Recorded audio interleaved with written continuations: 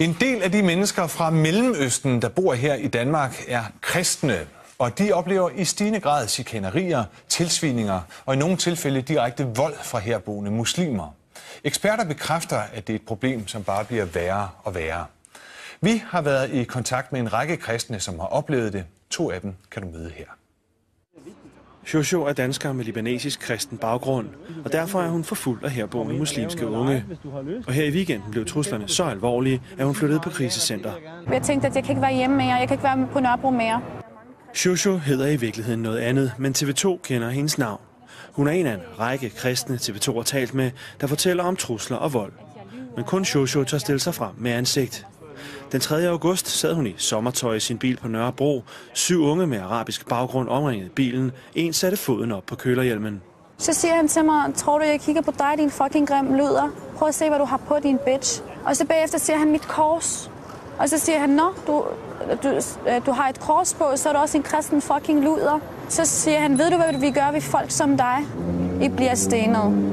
Den 16. august kører hun på Nørrebro med en ven. Jeg ser gerningsmand, der har troet mig på livet fra lang afstand. Hun forsøgte at filme det med mobilkameraet. Det han gør, han tager en flaske og kaster den efter mig, mens jeg kører.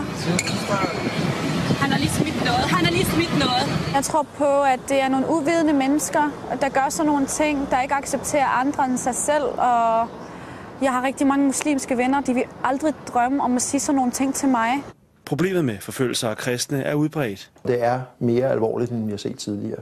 Men problemet er jo, at hvis den her udvikling fortsætter, så får vi et opdelt samfund, hvor grupperne lever hver for sig, og det ønsker vi.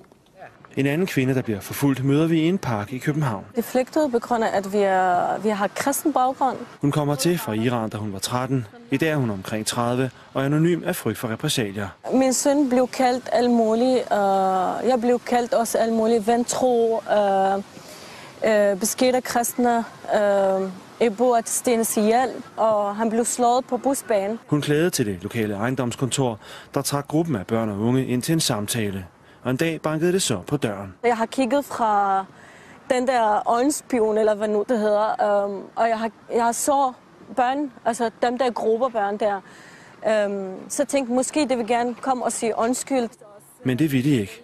Da hun åbner døren, braser 2 voksne mænd ind. Han kom bare hurtigt og fortalte mig, at jeg er en beskidt.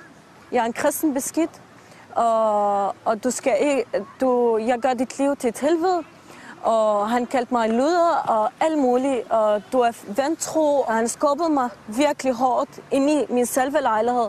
Og så han rystede mig sådan der, og så gav han mig bare flad. Kvinden forsøger nu at finde et nyt og mere sikkert sted at bo. Og kvinden Jojo, som vi lige mødte, har startet en Facebook-gruppe, hvor kristne kan dele deres oplevelser om chikane fra muslimske unge.